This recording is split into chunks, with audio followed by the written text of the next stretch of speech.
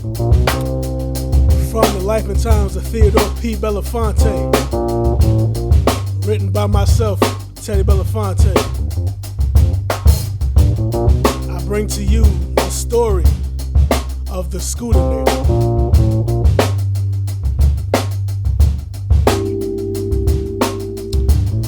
While I was living in Nutsack, West Virginia, the school I went to was pretty big because it was the only junior high in the county. And there was only like 5 black people. I'm exaggerating. Probably like around 25. And of course, not everyone likes each other, but there was an underlying brotherhood if something went down. But you know, there's an exception for every rule. So I'm walking through the hallways of General Lee Junior High, and a fellow brother approaches me. Bruh said, "Hey Ted, you heard what happened to me?" "Nah, what happened?" "This damn redneck called me a nigga." "Who?" "Oh man, such and such. I'm gonna beat his ass after school though." Hey, I mean, if you feel disrespected, then you gotta do what you gotta do. So, bro was small, like he was frail. But I thought he was one of those small dudes that had to fight his whole life. So I thought he had hands. I gave him the benefit of the doubt. I figured he could handle himself since he had so much confidence.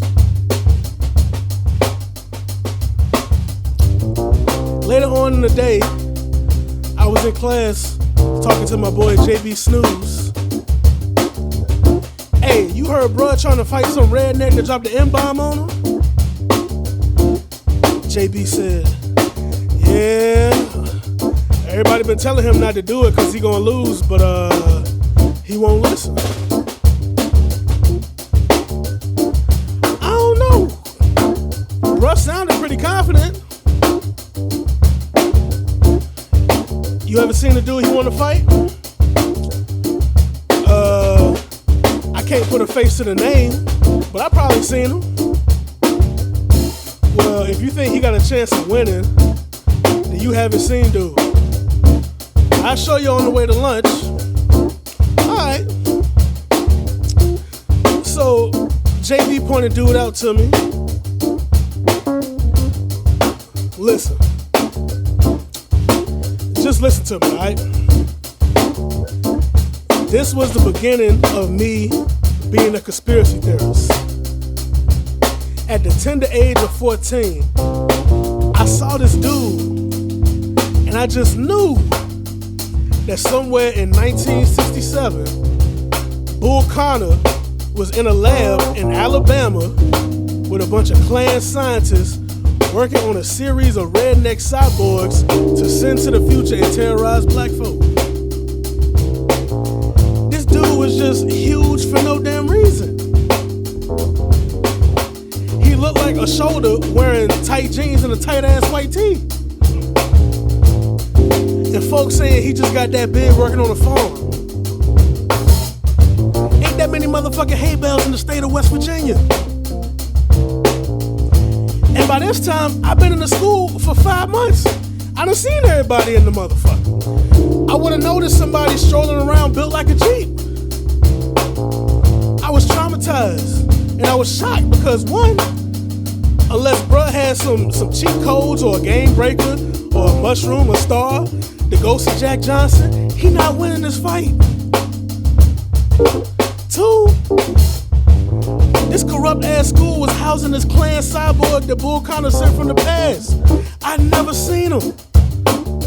And I wish someone from administration would admit they kept his ass in a closet plugged up, charging for the first half of the school year, and they only let him out to terrorize black folk. So we're gonna call him the Scooternator. So the school day was over, and I was on my way to practice when I heard people calling bruh's name. So I know he fighting. But maybe they cheering him on because he winning. When I got closer, they had the hallway doors closed. The window of the door was taller than me, so I'm just jumping up looking through it.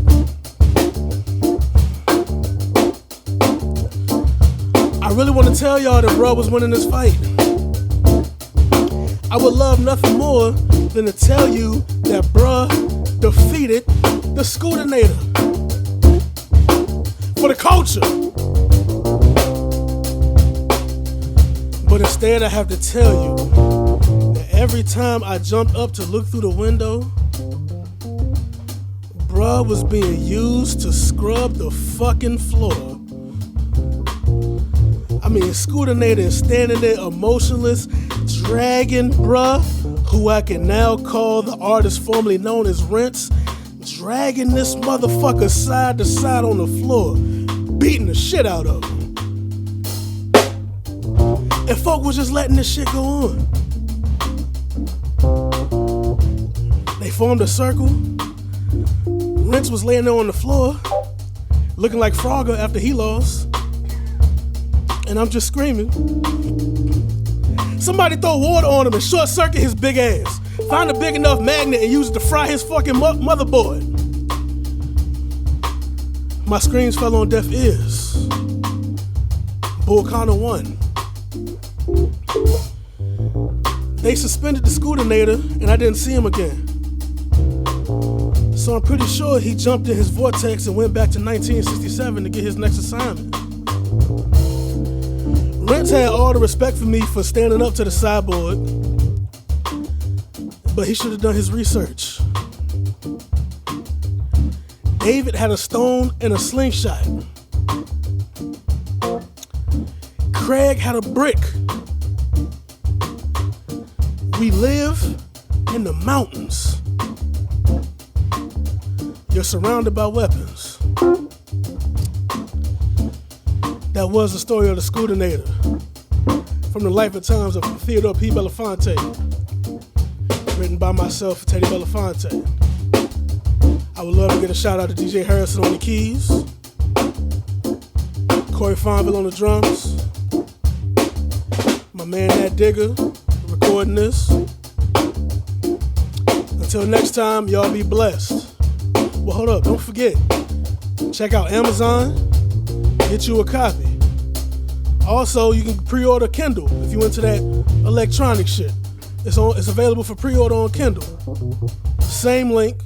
Go ahead and enjoy yourself.